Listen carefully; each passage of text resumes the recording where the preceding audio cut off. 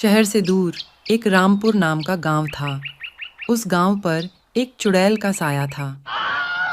अरे प्रकाश, तुम क्या सोच रहे हो? मुझे बताओ तो सही।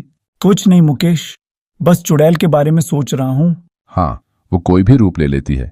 और क्या पता चले हम यहाँ हैं और वो हमारा रूप लेकर हमारे घर से बच्चों को गायब कर दे।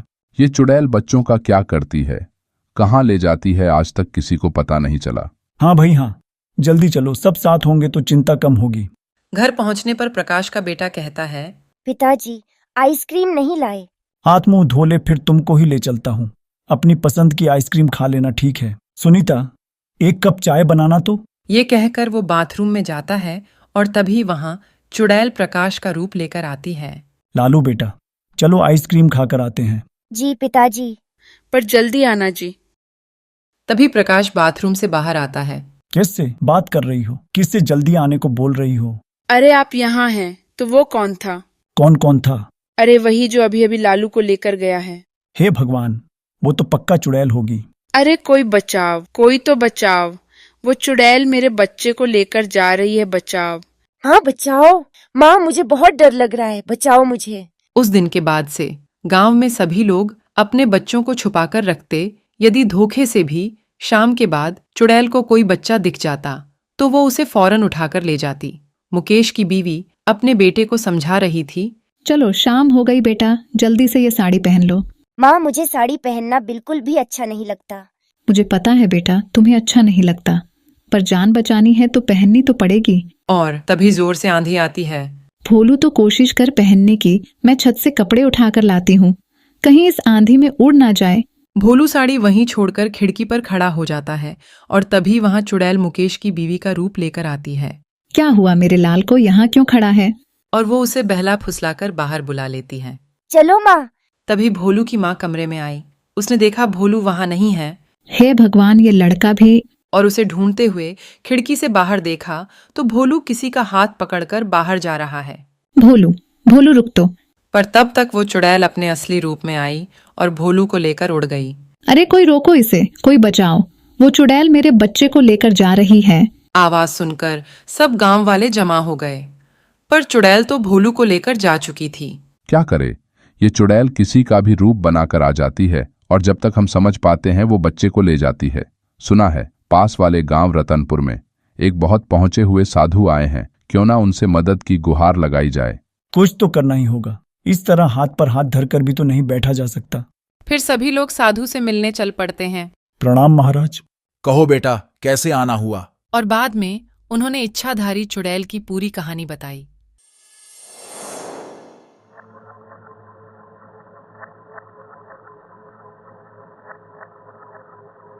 साधु महाराज ने आंखें बंद की और थोड़ी देर में खोली और फिर बताया, उन बच्चों को चुड़ैल ने गुफा में डाल रखा है।